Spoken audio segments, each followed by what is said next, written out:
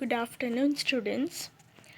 Today we are going to start a new chapter, Chapter 7, Swaraj, First Conquest, the conquest of Torna Fort. Torna Fort. Torna is a fort in the Pune district. It lies to the southwest of Pune in the Sahyadri Hills. Here you can see the image of Torna Fort. It is a very high fort. In fact, it is the highest fort in Pune district. The valley surrounding the fort is called the Kanad Valley. Torna Fort was considered one of the strong forts of Maharashtra. The fort had a temple of goddess Toranjai in it. That is why the fort was named Torna. In the fort, there is a temple of the goddess Toranjai. That was the reason to name the fort as Torna. There were two strong machis on the way to the fort. One is Budla Machi and the other is the famous Zunzar Machi. Do you know what a machi is? A machi is a lookout point that is built on the fort. So students, a machi is a building or wall to protect the fort. A machi is on a flat part of the hill. Walls would be built around it. The soldiers would stand on the machi to defend the fort. Zunzar Machi, like its name, could offer powerful defense against the enemy. Now, Zunzar in Marathi means a good person who fights a war against evil. It has steep edges on all sides, so it was not easy for the enemy to reach it. The fort of Torna was very strong indeed. Strangely, such a strong fort was not looked after by Adil Shah. It was neglected. Students, this powerful fort was neglected by Adil Shah. Neglected means ignored. Adil Shah ignored this powerful fort. There were not enough guards looking after the fort. There were also not enough weapons or ammunition inside the fort, and there were not enough troops for its defense. Shivaji knew this, and this was exactly what he wanted. He decided to capture the fort and thus lay the foundation of Hindvi Swaraj. With a few selected band of marvels, Shivaji descended into the Kanad Valley. Now students, as Shivaji had made a detailed study of the area, he knew this. That is why he selected Torna as the first fort that he could capture. That would start the process of setting up Hindvi Swaraj. And so Shivaji took a few Mavlas as his soldiers and went into the Kanad Valley. Swift-footed like the deer and lion-hearted in courage, they raced to the top and captured the strategic positions in the fort. Now Shivaji and his team was quick like deer and brave like lions. They went up quickly to the top of the fort and took control of all the important positions. They acted very quickly. Tanaji Malusre hoisted the Maratha flag at the main entrance. Yesaji Kank, a trustworthy and loyal companion of Shivaji, posted his guards at important points. Now Yesaji Kank put up his men at all main positions of the fort. The fort was captured. The sky was filled with shouts of Shivaji Maharaj ki Jai. The first battle drums and pipes of Hinduvi Swaraj had sounded, and their echo reverberated throughout the valley. Shivaji named this fort Prachandgad. Now the fort was captured. The winning over of the fort was over, and Shivaji won at his first task. They beat drums and blew trumpets to announce their victory.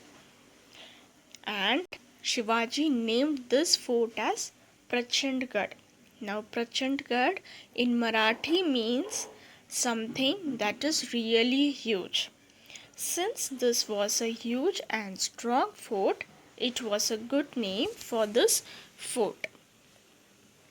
As the fort of Torna was now under Shivaji's control, he studied it properly and made arrangements to look after it. After 15 kilometers to the east of Torna was another hill. It was called the Hill of Muramdev. It was steep and difficult to climb. Now, Shivaji, he first captured the Torna fort and he named as Prachandgad. Now, the next fort he had an eye from a very long time was the Hill of Muramdev.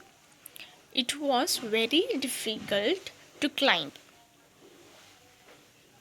Adil Shah had already started building a fort there, but had left it half finished. Shivaji decided to capture that fort and complete its construction. This fort was not abandoned. Adil Shah had posted guards there. Now, this hill also was not well guarded, and Shivaji decided to capture it. Shivaji took a group of his followers and captured the fort of Muramdev. He used the money he had found on Torna to finish construction of the Muramdev fort. Now, whatever money he found from there, he used to finish the construction work of the Muramdev fort. Shivaji then named the fort as Rajgad. Now, students, what Rajgad means? Rajgad means king of forts, and it really was one of the most impressive forts. Shivaji Maharaj ruled from there for 26 years. Of all the forts, Shivaji stayed at Rajgad the most. Stonemasons, carpenters, blacksmiths, water carriers, other workers, all the people got busy. Now many workers started working in this fort, as well stonemasons to build walls, blacksmiths to make weapons, water carriers, carpenters, and many others. They built the Raj Mahal, Bara Mahal, and 18 workshops. Shivaji made Rajgad the first capital of Swaraj. Hardly anybody dared to attack this mighty fort. From then onwards, Shivaji moved swiftly and captured one fort after another in Mawal. After that, Shivaji just did not stop. He went on capturing one fort after another in the Mawal area. The whole country known as Bara Mawal, the 12 Mawals, was so happy. They were overflowing with joy and excitement. The Patils and Deshmukhs of those areas joined Shivaji's team. The work for Swaraj was going very well and very fast. Some were jealous of Shivaji's success. They complained about Shivaji to Adil Shah's officer. Now, as you know, some people are always jealous when someone else does well. So, there were they were very angry that Shivaji was doing so well and wanted to put a stop to it. And they complained about Shivaji to Adil Shah's officer. The collector dispatched messengers to Bijapur and informed Adil Shah of Shivaji's rapid progress. Now, this officer was a collector at a place called Shirwal, which is close to Pune.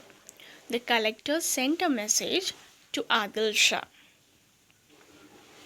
Adil Shah was most surprised to get the news. Now, Adil Shah just could not believe it. A 17-year-old kid was fighting against the mighty power of Adil Shah. He asked Shahaji Raje for an explanation. Now, students, if you remember, Shivaji's father Shahaji Raje was a Sardar at Adil Shah's court. So obviously, Adil Shah called on Shahaji and asked him to explain the actions of Shivaji. Shahaji Raje got himself out of the situation by telling the Sultan that Shivaji had probably taken over the fort for better administration of the Jagir. Now, Shahaji gave a very good answer. He told Adil Shah that Shivaji must have done that to look after the Jagir better. He told Adil Shah that he was sure that Shivaji did not mean any harm. The Sultan sent letters of threat to Shivaji and his followers, but all of them just ignored it. They paid no attention at all and just went on working for Swaraj. Shivaji sent a similar letter to the Adil Shah too. Even Shivaji sent a similar letter saying that he was not doing any harm to anyone. The two forts of Kondana and Purandar too had strategic location. Now the next fort Shivaji had an eye was the Kondana and Purandar fort. Shivaji used his political skill and took control of both the forts. Then he captured the fort of Kondana and Purandar. The next fort to come under his sway was Roheda. Now, the next fort to be captured was the fort Roheda. This was fast work indeed, and there was nothing to stop Shivaji now. And he could capture this fort very easily, and no one was there to stop him.